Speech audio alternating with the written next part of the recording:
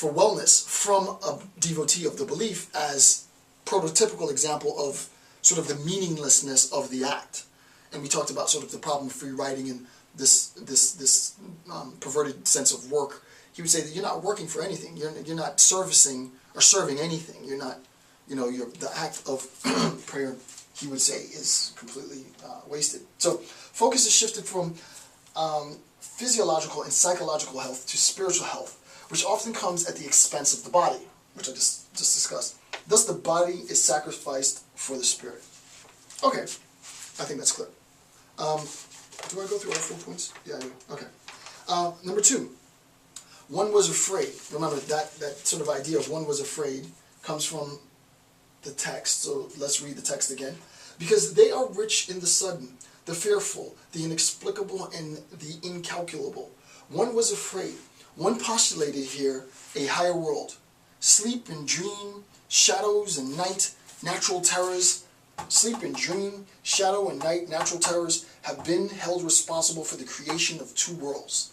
Right? And I'd go so far as to say 3 worlds. I know Nietzsche says 2, but I would say 3. Like there's a world of damnation, there's a world of salvation, and then there's a world of existence. So I know Nietzsche says 2, but I would say 3, because I wouldn't sort of conflate salvation and damnation as the same world.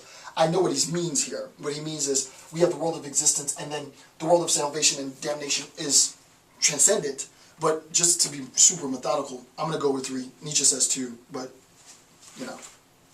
such is life. All right, So we're going to talk about this idea of fear.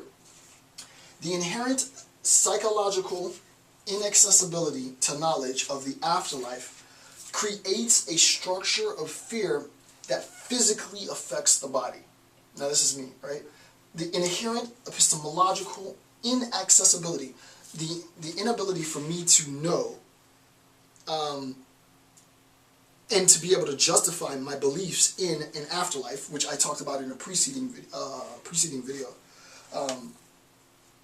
that creates a structure of fear.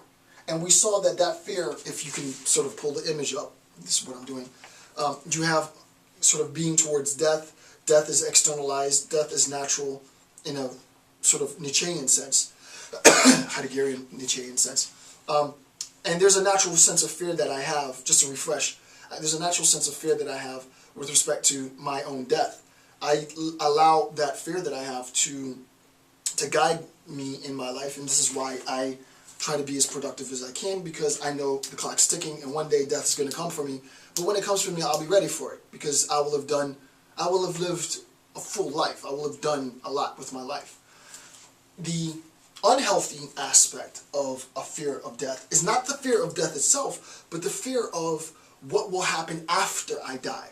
And epistemologically speaking, Nietzsche would say, it's a complete non sequitur. Right? It doesn't even make sense to talk about a fear of the after death, because you'll be dead.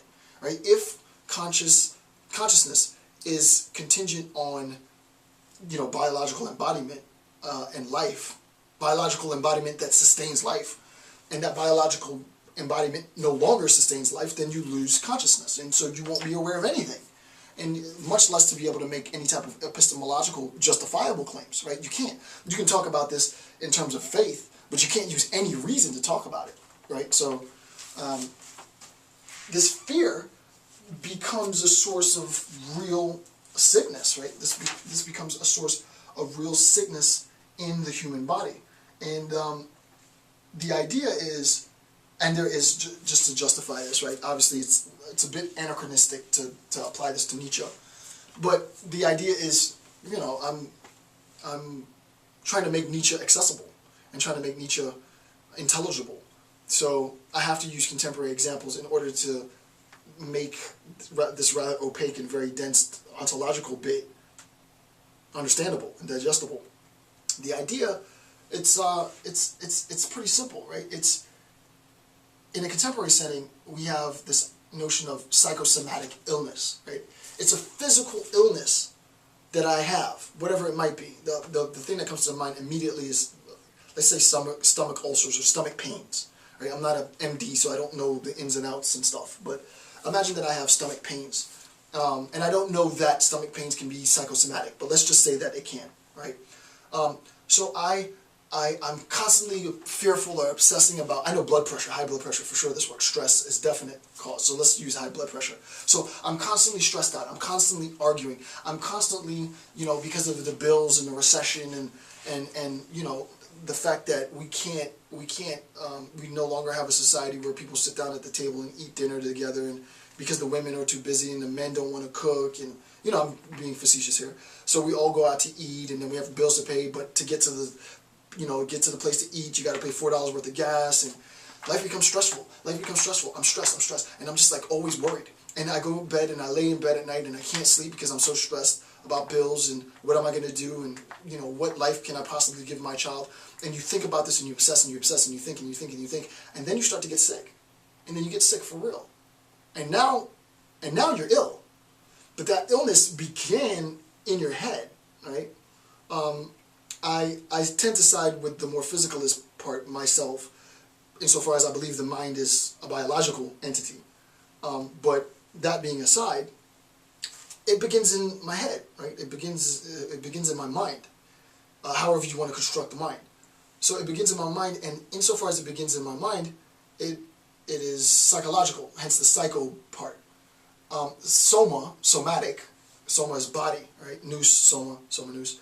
So psychosomatic becomes, it starts in my mind and then it manifests in my body, right? And this is exactly what he's saying, right? One was afraid. Why? The inherent epistemological inaccessibility to knowledge, inaccessibility to knowledge of the afterlife creates a structure of fear that physically affects the body. If I am so devout that I'm constantly worrying about my salvation, and I don't want to go to hell, and I don't want to be burning in the flames, and, you know, I looked at a pretty girl and I'm married, or I committed an act of adultery, or I killed somebody, or I lied, or I cheated somebody, you know, or I'm plagued with greed, whatever your sin might be. If I'm so obsessed, obviously the greater the sin, the more I would be obsessed about it. So let's do something like murder or adultery. If I murder somebody, I'm going to be thinking about that all the time, right? If I commit an act of adultery, I'm going to be thinking about that all the time. I can't believe I cheated on my wife. I can't believe I had sex with another woman, da da da. And you obsess, you obsess, you obsess, you obsess. What is this going to do with my salvation? You obsess, you get sick. And that's the problem, right? So this is what Nietzsche is saying specifically. I sort of, you know, dumbed it down, not to dumb it down in a bad sense. That's the only way I learned. But I didn't want to take away from sort of the real world application. Because if you read this initially, you'd be like, what is he talking about? But there is a real world sort of, not dumbed down, but more mundane, boring, average sort of articulation of this, which is a very base description. Okay, so number 3 now.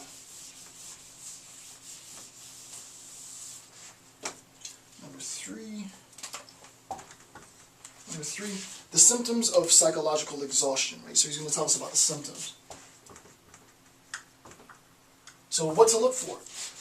It's almost like you would go to your MD and the MD would tell you to check. Well, if you're a believer and you feel that you're, I got to be careful because this is really sort of prescriptive, all according to Nietzsche. And I don't even know, well, I'll see what he says because I don't even remember what I wrote. But the symptoms, right? So if you are a believer and you feel that you're suffering from this exhaustion, then here's what to look for, I guess.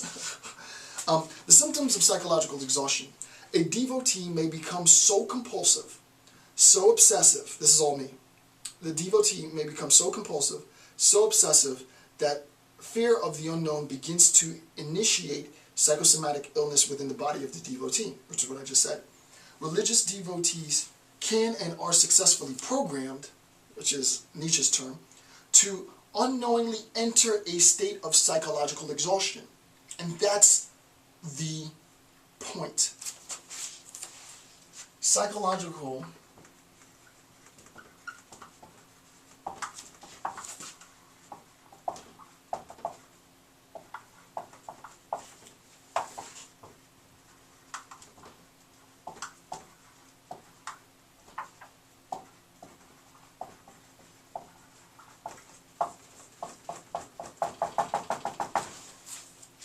Psychological exhaustion is not recognized. Psychological exhaustion is not recognized as a consequence of